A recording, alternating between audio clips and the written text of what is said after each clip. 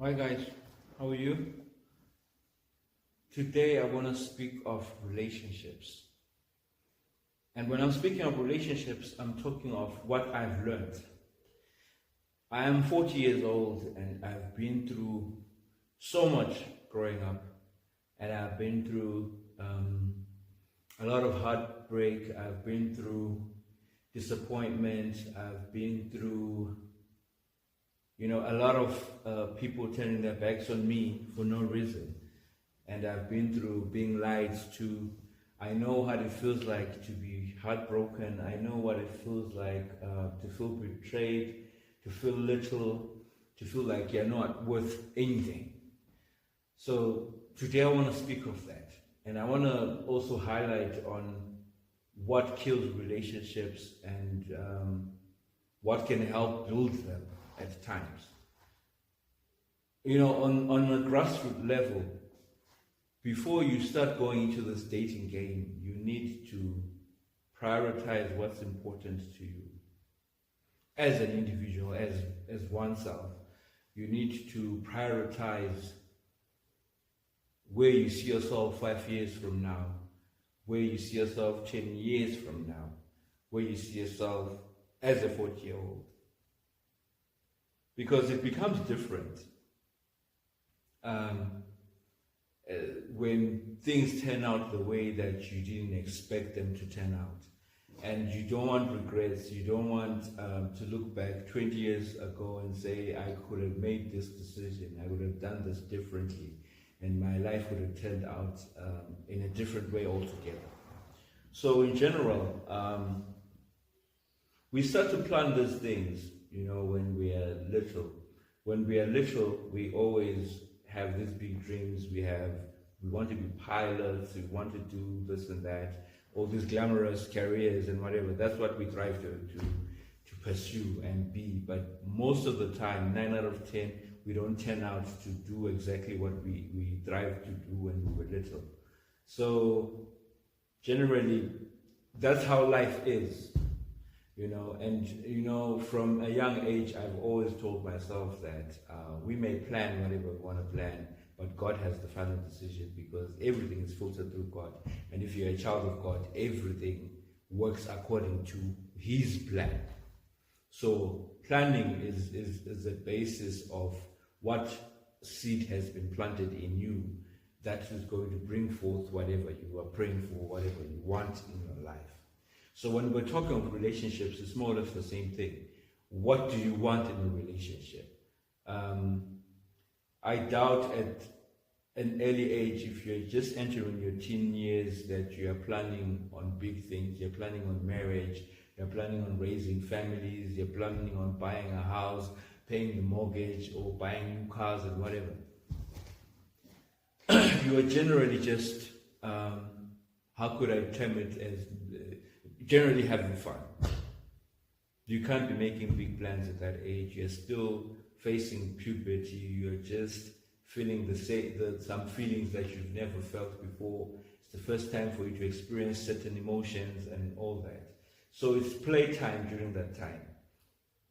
But make sure that that playtime does not destroy lives, because we wouldn't want a young, driven woman to be stopped by teenage pregnancies. Those things are real, it happens. And as much as us old folks would think our kids are not getting up to nonsense or doing certain things that they should have waited to do, they're doing it, So it's a matter of finding a way to guide your kids, in a proper path. Tell them the do's and don'ts, guide them, show them that you love them and you're supportive and you're always there for them, so that they're able to open up to you even with these silly things that may crop up. It takes courage for a child to tell their own parents that they're now dating. It takes courage. And if you're a defensive, hard-knock parent where such nonsense is never mentioned in your house, that's why your kids will shy away. That's why your kids will get into trouble and they won't tell you anything. You just see them in a mess. And now getting them out of that mess becomes a difficult scenario altogether, because you were never there from the very beginning. So we can be harsh, as they say, spare the rod, spoil the child. Yes, we can discipline our children in a way to groom them in the likeness of God or in righteousness, but also try to be a friend also, to your kids. Even if you discipline them, sit them down afterwards and tell them, I'm doing this because I love you. I'm doing this because I don't want you to make mistakes A, B, C, D in your future. So that's why I'm disciplining you. This is why I'm taking away this from you, so that you learn from those mistakes to become greater champions in your adult life. So during teen years, it's a time of experimentation. It's a time of maneuvering and trying to find out what's new. It's a time of learning new things. It's a time of adventure. If you feel like you are not good enough during that age, make sure you try to build yourself up, build your confidence, because that confidence will be needed in your adult life. Some psychologists say you need to join public speaking or join a certain sport that puts you at the front line so that your confidence is built. But I like to say, personally, I believe you need to find out who you really are. You need to find out your strength, your reason for being here in this world, for the reason why God put you on this earth. You need to find out that, so that you're going to see how unique and special you are than everybody else. When I was young, I used to suffer that. I used to feel inferior in a way, because I could feel like I'm not good enough, because physically there were certain things which I didn't like about myself. So I always felt like people could see what I don't like about myself. I had a low self-esteem. I always used to think people are laughing at me. I used to always wanted to be alone, because I felt like I didn't fit in for some strange reason. Maybe because of my encounters, and also I felt weird most of the time. So, but once I started to learn that I'm a special child, I'm different from a lot of people. 9 out of 10 people have not experienced what I've experienced. People have never gone through what I've gone through. So I feel like self-esteem is prime. It's something that every child should have. I'm not talking of arrogance, no. I'm talking of high self-esteem. High self-esteem will make you be a conqueror, make you successful, to make you open doors that other people have never imagined opening, because you're confident in yourself. So to build that confidence, personally, I believe when you're in your teen years, you need to make sure you smell good. That's one, because you don't want people laughing at you that you smell bad. You need to be the life of a party, as I can say. If you're gifted in making people laugh, go with it. As long as it's decent, it's not something that's going to go overboard or it becomes indecent. But if you're someone who's social, who's open-minded, someone who gets along with everybody, be that. Go with it, so that once you feel needed in your life, your esteem goes up.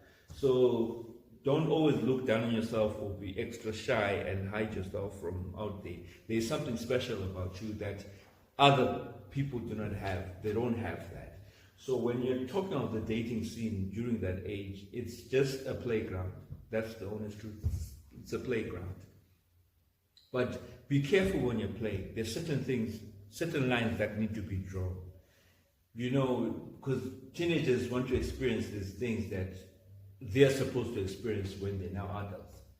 But they, in a rush, they think old folks are lying, or old folks are just being party poopers. They don't want us to enjoy ourselves and whatnot.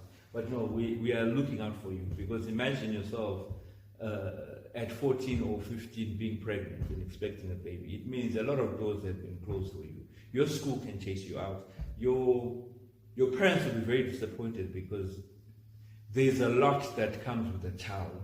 There's a lot that comes with a child, a lot of responsibility that comes with a child. And a lot of things shall be changed. And there is no rush to it, really. Sex, there is no rush to sex because sex will always be there. It was there centuries before, it's going to be there centuries after. It's something that is always going to be there. So there's no rush with that. If you're going to date, do the dates where you go for a movie, you go for, for an outing. Try and avoid these private outings where you are invited to someone's house and you go to that house and so on. You need an open space where you feel safe and you're not going to be taken advantage of. So there's no rush to sex, especially for the guys. There's no rush to sex. My first girlfriend, I was 18 years. You might call me old-fashioned or whatever, but I was scared to have a girlfriend before 18 years. I always used to think, it's big responsibility, which it is really, because you need to man up in many things, to take care of her, to take her out and all that. You need to be financially well as well, because she'll be depending on you most of the time for certain things. So I personally decided to wait until I felt like I was already there. I don't see how these teenagers are actually dating each other. I mean, kids are dating kids. What value is added? Then you find their grades go down, like on the major exams, they're failing and all that. You are now miserable and depressed because you rushed into things that you could have waited. What's wrong with waiting until you do your final big exams, your major exams that are going to shape your life, whether to go to college or not go to college and go into the workforce or whatever it is that you may plan with your life? You should exercise patience, when you're young, especially in your teen years. A lot of things are being experienced. A lot of things are being experimented. You don't need to fit in all the time because you might fit in the wrong crowd. You'll find that there will be crowds that do drugs or they're alcoholics or whatever. They want to experiment those things, those narcotics. And then at the end of the day, you're caught up in things that you could have avoided. You could have said no, and no matter they laugh at you and think you're stupid or you're old-fashioned or you're boring or whatever, it doesn't matter. All those are just words, because your future will be brighter, because you won't be addicted to anything. Your life will be clean, you'll be healthy, you'll be going places, going up the ladder in life, happy and strong and looking confident, because there's nothing that pulls you back, because drugs are very bad. Sex is bad as well. There are a lot of things. Peer pressure, never be pressured into doing things that you don't want to do. It doesn't matter if they say you're not cool or you're boring or they'll not play with you anymore. It's fine, man. You've got your family that has got your back. And those that have solid character and solid personalities will still stick by you, And we'd rather be boring together, We'd rather be boring together with friends that are going to build you and do things with you that are in the path of righteousness. You do proper things, So generally, I believe the teen years is just for play. Don't get into these serious commitments, these serious intimate events and whatnot. I think during teenage years, the highest level of intimacy you can reach is a kiss. Just a kiss will be like the highest. If you see yourself going beyond that, there is a problem. There is a problem, because the devil will be able to trap you because of that. Because once there is secrets, the hidden things that you're doing behind your parents' back or behind anyone's back, the devil uses that and attaches you to that. Then you'll be living a life of guilt. And when you live a life of guilt, you keep on sinning continuously. A lie gives birth to another lie, to another lie, to another lie. Then it becomes a big thing. You're now a sinner. A sinner that could have avoided those triggers, the instigator of sin. So it's best to avoid. Just have that fun. You would rather have these group dates, where you go with your friends and his friends, so that it's always like on a social note. You go out for drinks, you go out for lunch and whatnot, but on a group thing, so that you're not tempted into doing things that you're not supposed to be doing, that you well know that you're not supposed to be doing. It's cool to be a virgin. That's the honest truth. To reach your age, your adult life and you're a virgin, it's actually cool. It's extra cool, really, because that is a rare thing to see now, especially with all that's happening around this world, where the Satan is tempting many people as a gang. So it is also cool to be different. Thrive to be the different one. You don't need to thrive to fit in. Thrive to be the different one. Then you will find that many people will actually notice that there was something wrong with them when they were doing those ridiculous things. So they'll start joining forces with you because they see there's something positive about you. And then also look at what you're gifted in. What's your talent? What do you love? If you love fixing things, concentrate on careers that have to do with fixing things. If you love nursing, say you're a young girl who loves her dolls, who takes care of her dolls or her pets and whatever. Focus on nurturing careers like being a doctor or pediatrician or whatever. If you love to debate and you always want to come out right, you always want to strain your point to someone, and you always want to win arguments and whatever, take out a career in being a lawyer and things like that. It's easy for you to identify your strength while you are in your team because you know what you love. If you love your sport, concentrate on your sports because they might take you places that any other career that's imposed on you was never going to take you. If you love singing, take up music, learn an instrument, learn something. Strive to do what you know you do effortlessly and without any push, and you enjoy doing whatever you're doing. So then when you reach your adult life, which I believe 18 years is like we are starting to be an adult. That's an adult life. That's where it begins.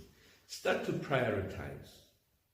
If you see yourself spending more time with your friends doing nothing than spending time doing something that adds value to you, then there's a problem with the circle that you're playing with.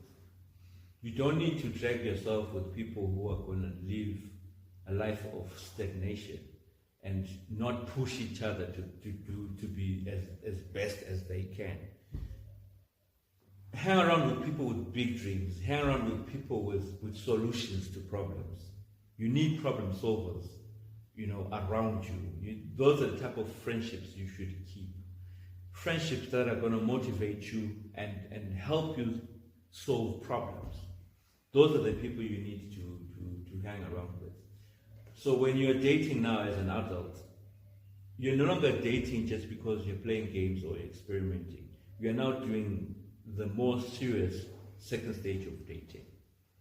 At this stage, you're not going to marry most of the people that you're going to date, and you're going to believe you are truly in love with that person, and that person is everything to you, and you want to spend the rest of your life with them. But as a young adult, you're now confused. You're now coming out of the playground. You're now getting into proper schooling with a bit of playing as well. So a lot of people are in certain relationships because they chose to be in those relationships. Because choosing a partner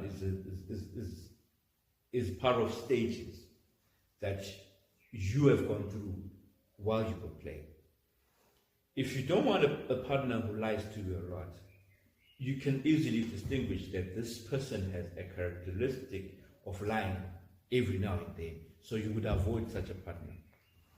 If you feel like a partner is indeed someone who is right for you, and you build each other, you complement each other, and sex is the last thing that you focus on, because sex is the killer of many relationships. You find that people get along well, people are bonded well, but when sex is introduced now, it becomes a sexual relationship more than an intimate relationship. Because intimacy does not always involve sex. Intimacy is the love that you have for someone, the appreciation that you have for each other, the bond that you carry that makes you go through whatever you go through together as a couple. So you need that intimate relationship more than a sexual relationship, because sex can be had with absolutely anyone. You know what I mean? You can have sex with anyone and without any feeling attached to it. But intimacy is based on someone that you feel you now know, you are now linked together. That's the very person to take into stage 3 of relationships, where it's now you're not talking marriage, you're now talking spending the rest of your life with that person. But imagine dating a guy who takes you out to clubs, who takes you out to drink, get high, and do all sorts of things wherever, and it's always fun all the time. And then after that fun, you have sex all the time. Do you think that guy is going to marry you? There's no way he's going to marry you, because his basis of relationship is based on having fun with you. While you're losing your dignity, you're losing your volume of chastity, you still stick to that guy. And I've always noticed that these bad boys, the guys that do these rowdy things, are the ones who seem to be attractive to the good girls, or girls would feel that he's more exciting. You find a guy with having 7 girlfriends, and all the girlfriends know that he's cheating, but they'll still stick to him. He'll be abusive, but they still stick to him. And at that stage, it seems like it's a cool thing to go out with this certain guy because it's popular. And you leave and you ignore those good guys who are going to take care of you well in the third stage of relationships. But they're ignored because they're boring, or they're nerdy, or they're too goody two shoes, as some would call them. But this player will never settle down, will never marry you. He won't respect you as a woman. You need someone who's going to treat you like a lady, someone who's never going to lay their hands on you or beat you. You need someone who's going to understand you when you're feeling pain, or who's going to understand you when you need your space at a certain space of time, And with relationships, sex should be the last thing that you think about. When you look at someone you've never spoken to before, and you guys connect on a physical level.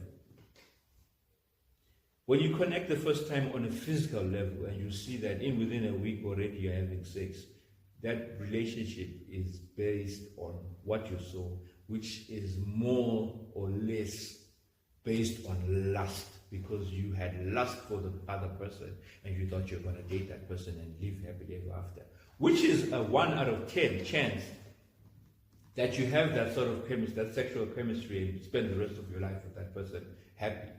You never had the chance to learn what he likes or what she likes, what she drives to be, or where she sees herself 10 years from now. Her dreams, you never learned them. All you were doing is being sexually active. So you don't know him, you don't know her that well. When a baby comes now, some people are forced to settle down with that person because he feels like she's pregnant now, she's going to have my kid and all that. Then you're stuck in a relationship for the rest of your life with someone that you don't even know. Then when you're now settled there in the marriage and the parents have imposed that you should get married to her because she's pregnant. My daughter cannot just get pregnant just like that. You need to take her and make your wife since you slept with her. You don't need that situation now on stage 3. Now you're settling down and you're with someone that you don't even know, that you don't even love, that it was more of a sexual chemistry. His six-pack was like wow to you and your girls, and you thought, might as well go with him, do whatever he wants because he's popular. You know what I mean? Or she had a beautiful body and I had to have her, and all those things. Those are not basis of any marriage or anything positive that will come up in a relationship. So I believe, personally, you need to know that person before you settle down with them. You need to know what they like. At least know their favorite color. At least know their dreams, where they see themselves. What are they starting to become? What are they, anticipating to have in their lives? I've dealt with couples where it was more of a sexual relationship. Fast forward 15 years from now, they can't stand each other. The husband wanted to have kids, wanted to have a family, but the wife did not want to have a family. So now there's always like that debate, like, why didn't you tell me that you never wanted to have kids and whatnot? You see, those things could have been discussed in the beginning of a relationship by sharing each other's dreams and seeing how you complement each other in terms of your dreams for the future. For example, it's just like having a wife who's a law enforcer. This is a hypothetical example. The wife is a policewoman. She's a law enforcer, and then the husband is What criminal can I put? Okay, the husband is a dealer. He sells stolen TVs. Both their ambitions are different. You know what I mean? They're different. A policeman and a thief can never get married and settle down peacefully. So it's just like that. Even there are careers which contradict each other. You know what I mean? There are careers which contradict each other. It's just like marrying a pastor or the minister of the Word of God, marrying a lawyer who lies on a daily basis. No offense on anyone, but who lies a lot, you know. They can't complement each other. There's no way they can stay together because they're always going to contradict each other. So those are things that you need to know in the beginning of those strong relationships. The best person usually to settle down with is someone that you are not actually sexually attracted to. Let me elaborate on this. Find someone who's going to complement you well. You look good together. Someone who's got the dream level as yourself. And someone who's family oriented. If you find your partner is not family oriented or is rude to family or speaks negatively about their own family, there is a problem there. That person is going to be a problematic partner for you in the future. Because if he doesn't love his family, how is he going to love you or your family? It's impossible. But if someone is family oriented, I'm not saying mama's baby or whatever, no, I'm saying family oriented as they've got love for other people, they've got respect for other people. They acknowledge that you come with a package, you come with sisters, you come with siblings, you come with aunties, grannies and whatnot. And he needs to respect that he found you with your family, so he's not supposed to divide you with your family. So at the end of the day, you get to find, you grow fond of each other when the basis in the beginning is based on likeness. You've weighed yourselves and you've decided that this is the next stage that we're going through. And then you go through it happily, you know. So personally, that's what I believe. And then from there, when stage 3 is gone, stage 4 is merely cultivating, nurturing, pruning the weeds out in that relationship. It's about building. You've already built something together. Now you're fighting for you guys to stay together. So basically, I think those are the basis of relationships from what I've been taught, what I've seen happen in my life. When it comes to heartbreak, never think it's the end of the world, because it's not. That person was actually detached from you because they were not good for you in the first place. So there's nothing wrong with you. You're not ugly. You're not, wrong or inferior in any other way, or whatever way that they could have imposed and told you that this is wrong with you. There's nothing wrong with you. There's something wrong with them, because your quality or your standard did not match theirs. Theirs was lower. That's why they left you for someone else. And that person cannot be trusted in the first place, because someone who's committed will always stick by that person that they have chosen, you know.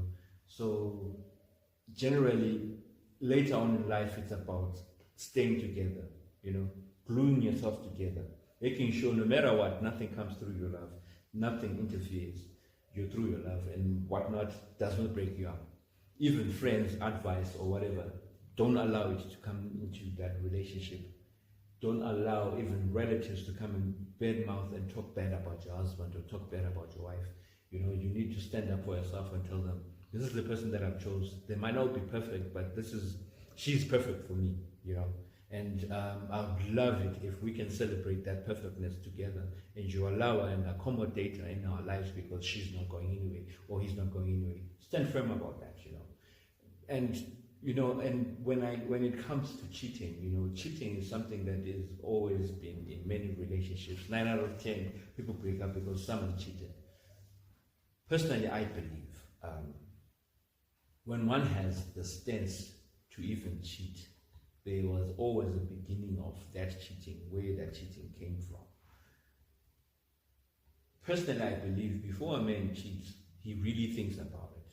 or before a woman cheats, they really think about it. It's not something they could wake up today and say, yes, today I'm going to cheat. No.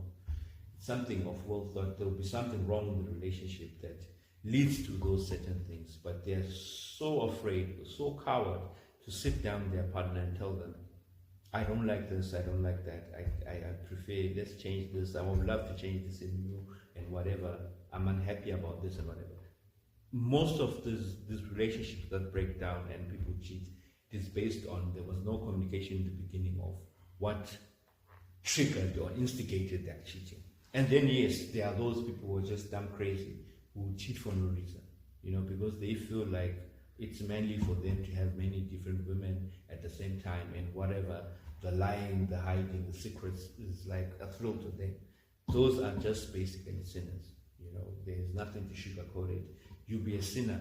Generally, you would not be fully wanting to walk in righteousness, because wanting to walk in righteousness means you need to avoid such things, because it's just like a guard dog that you have at your home, and your guard dog is fed by you, and then a thief comes with a big chunk of meat and throws it at that guard dog.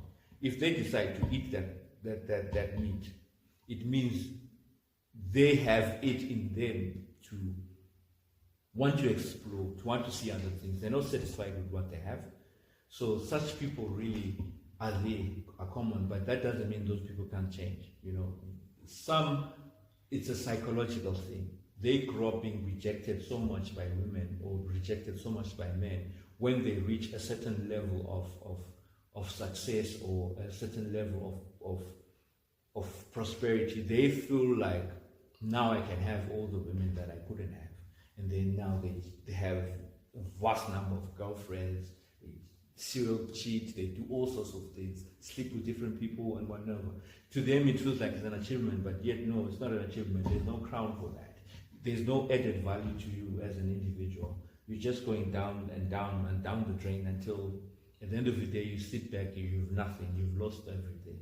You've lost your respect. You've lost everything that you valued in your life. Your kids look at you differently. I hope I'm speaking to someone. It's unnecessary to cheat, really. I've been married with my wife for 15 years, and I've never had that urge, like, I really want to cheat her now. You can be tempted, yes, where the devil sends someone to throw a chunk of meat, at you, and you're saying, okay, this meat is coming from a source that I would love to bite or whatever. But there should be that voice in you that tells you this is wrong. You need to respect yourself that much. You need to respect and think of your children. You think of your children's faces now coming up to you and saying, Daddy, why did you have to destroy our family? You need to think of the visitations. Now you're staying apart from your wife, from your family. You see your kids on a weekly basis, or you do whatever. All those things are things that you could easily avoid. When you see an argument does not work with sitting down between the two of you, it means you need a third party to come help you. Try and avoid relatives, because relatives, you never know their motive behind helping you. Find a neutral person. There are counselors in every country where you can go and try and evaluate who's wrong and how to fix that relationship. Then your relationship will work out well.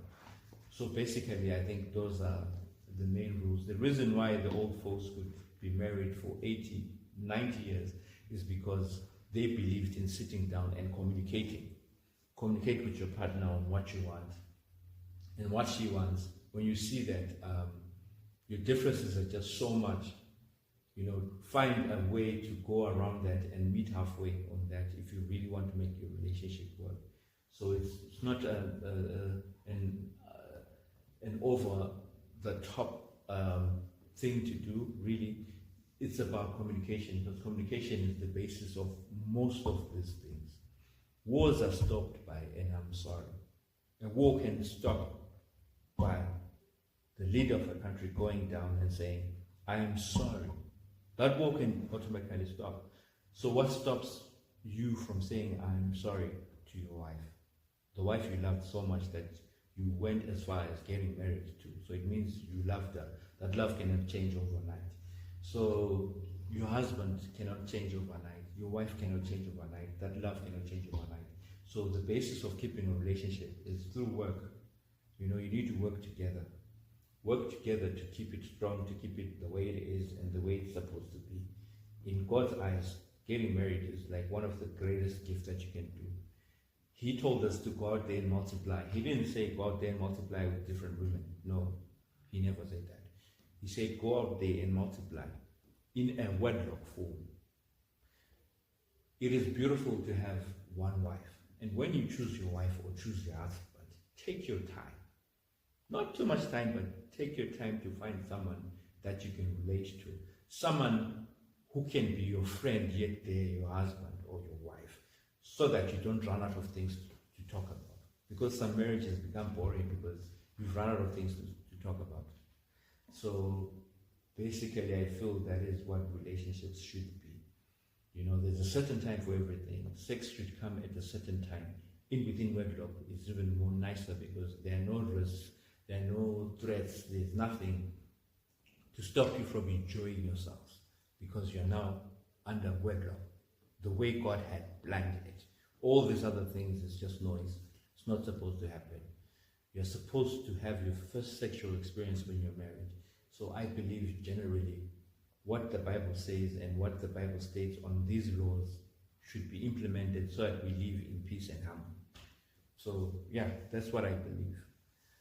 Thank you for watching this one, and I hope I helped someone in relationships, in your confidence, the way you should look at life and the way you should balance things so that you remain happy in your relationships, because the world is full of these temptations and traps that the devil seems to be throwing. We can avoid those traps. I'm not going to touch on homosexuality because many people know my stand on that. I won't even lie.